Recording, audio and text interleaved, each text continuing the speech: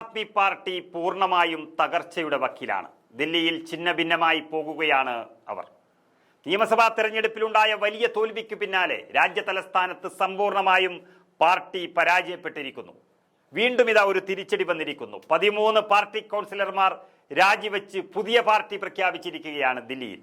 മുകേഷ് ഗോയൽ എന്ന പ്രതിപക്ഷ നേതാവിന്റെ അല്ലെങ്കിൽ മുനിസിപ്പൽ കോർപ്പറേഷനിൽ ഏറ്റവും മുതിർന്ന നേതാവിന്റെ നേതൃത്വത്തിലാണ് വിമത നീക്കം നടന്നിരിക്കുന്നത്. ഡൽഹി മുനിസിപ്പൽ കോർപ്പറേഷൻ AAP കക്ഷി നേതാവായിരുന്നു മുകേഷ് ഗോയൽ.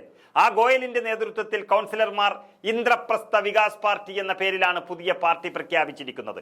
അതായത് നെടുകെ പിളർന്നിരിക്കുന്നു AAP എന്ന് തന്നെ പറയാം. ഈ വർഷം ഫെബ്രുവരിയിൽ നടന്ന ദില്ലി നിയമസഭാ തെരഞ്ഞെടുപ്പിൽ മുകേഷ് ഗോയൽ AAP ടിക്കറ്റിൽ MLA-ക്കായി മത്സരിച്ച വ്യക്തിയാണ്.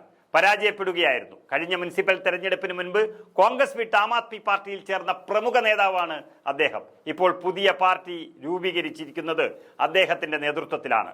25 വർഷമായി മുനിസിപ്പൽ കൗൺസിലറായി സേവനമനുഷ്ഠിച്ച ഗോയൽ 2021 കോൺഗ്രസിൽ നിന്ന് AAP-യിലേക്ക് മാറിയത്. വലിയ പ്രതീക്ഷയുമായിട്ടാണ് ആം ആദ്മി പാർട്ടി രൂപീകരിച്ചത് തന്നെ നമുക്കറിയാം. ദില്ലിയിലും അതുപോലെ കേന്ദ്രത്തിലും ഭരണത്തിലിരുന്ന കോൺഗ്രസ് സർക്കാരിനെതിരെ, അവരുടെ അഴിമതിക്കെതിരെ ചൂലുമായി രംഗത്തിറങ്ങിക്കൊണ്ടാണ് അരവിന്ദ് കെജ്രിവാളും സംഘവും AAP എന്നൊരു പാർട്ടി രൂപീകരിച്ചത്. എന്നിട്ട് എന്ത് സംഭവിച്ചു? ഓരോ നേതാക്കളും, മുഖ്യമന്ത്രിയും ഉപമുഖ്യമന്ത്രിയും അടക്കം AAP-യുടെ പ്രമുഖ നേതാക്കളെല്ലാം തീഹാർ ജയിലിൽ കിടന്നു.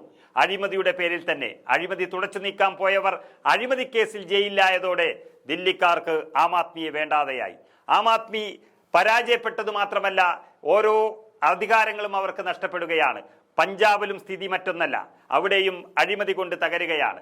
അങ്ങനെ അഴിമതിക്കെതിരെ പോരാടുകയും അഴിമതി നടത്തുകയും ചെയ്ത ഇന്ത്യയിലെ ഏക പാർട്ടിയായി ആം ആദ്മി പാർട്ടി മാറുമ്പോൾ ഓരോ നേതാക്കളും മറ്റു പാർട്ടിയിലേക്ക് പോവുകയും അല്ലെങ്കിൽ മറ്റു പാർട്ടി രൂപീകരിക്കുകയും ചെയ്യുന്നൊരവസ്ഥയിലേക്ക് എത്തിയിരിക്കുന്നു.